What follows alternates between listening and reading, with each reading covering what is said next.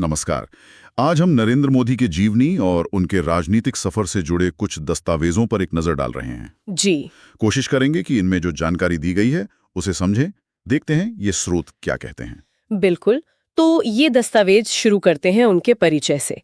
बताते हैं कि वो भारत के 14वें प्रधानमंत्री हैं। हाँ, और वर्तमान भी मई 2014 से। जी, मई 2014 से। जन्म उनका, जैसा आपने कहा, गुजरात के वडनगर में हुआ था 17 सितंबर 1950 को। और एक साधारण पृष्ठभूमि का जिक्र है इसमें। अच्छा, और प्रधानमंत्री बनने से ठीक पहले का भी जिक्र है, मतलब गुजरात वाला? हाँ हाँ, बिल्कुल। साफ लिखा है कि 2001 से लेकर 2014 तक वो गुजरात के मुख्यमंत्री रहे। और ये भी कि वो भारतीय जनता पार्टी यानी बीजेपी से जुड़े हैं? जी, ये भी स्पष्ट है। ये तो हो गई मतलब बुनियादी जानकारी, लेकिन उनके काम करने के तरीके या नेतृत्व शैली के बारे में इन दस्तावेजों में कुछ खास है? हाँ, यहाँ पर एक मजबूत नेतृत्व शैली ऐसा शब्द इस्तेमाल हुआ है। अच्छा। और साथ ही आर्थिक सुधारों पर जोर देने की बात कही गई है।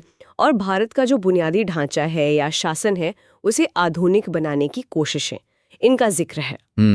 तो क्या कुछ योजनाओं या पहलों का नाम भी लिया गया है उदाहरण के तौर पर? हाँ, कई बड़ी पहलों का जिक्र है, जैसे स्वच्छ भारत अभियान। हाँ, वो तो काफी चर्चित रहा। जी, फिर digital India, make in India और आत्मनिर्भर भारत। दस्तावेज बताते हैं कि इनका मकसद था जैसे सफाई को बढ़ावा देना, डिजिटलीकरण करना। विनिर्माण और आत्मनिर्भरता। बिल्कुल, क्रमशः यही उद्देश्य बताए गए हैं। और विदेश नीति के बारे में उस पर क्या कहते हैं ये स्रोत? उस पर भी बात की गई है। ये दस्तावेज कहते हैं कि उन्होंने भारत की विदेश नीति को मतलब एक तरह से नई दिशा दी। अच्छा। हाँ, और दुनिया भर के देशों से रिश्ते मजबूत करने में कह सकते हैं अहम भूमिका निभाई। ये स्रोत ऐसा बताते हैं। दिलचस्प है। तो एक तरफ तो ये सब उपलब्धियां हैं, लेकिन क्या इन दस्तावेजों में आलोचनाओं या चुनौतियों का भी जिक्र मिलता है? हाँ, बिल्कुल है। और ये समझना यहाँ जरूरी है कि दस्तावेज दोनों बातें करते हैं, मतलब मिली जुली तस्वीर है। अच्छा। उनके नेतृत्व की तारीफ भी है तो आलोचना भी। खास तौर पर नोटबंदी का जिक्र आता है। हाँ, वो तो बड़ा मुद्दा था। जी, और जीएसटी मतलब वस्तु एवं सेवा कर, उसको लागू करने के तरीकों पर भी बात है। और कुछ सामाजिक और धार्मिक मुद्दों से निपटने के अंदाज पर भी आलोचनाएं दर्ज हैं इन स्रोतों के अनुसार। और ये हम फिर साफ कर दें कि हम सिर्फ वो बता रहे हैं जो इन दस्तावेजों में लिखा गया है।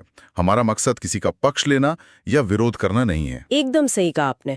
और देखिए, दस्तावेज ये भी कहते हैं कि इन आलोचनाओं के बावजूद भी वो भारत के सबसे प्रभावशाली और लोकप्रिय नेताओं में से एक बने रहे।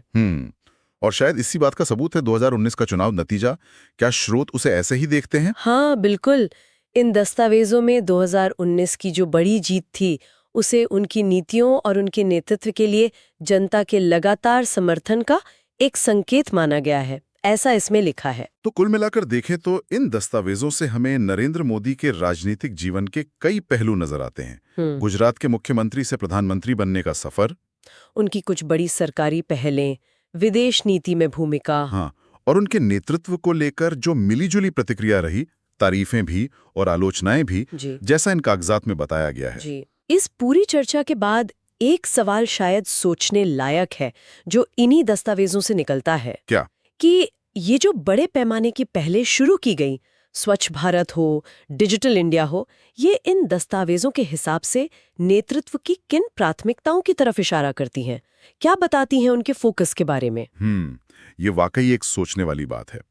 इस दिलचस्प चर्चा के लिए आपका बहुत शुक्रिया। शुक्रिया।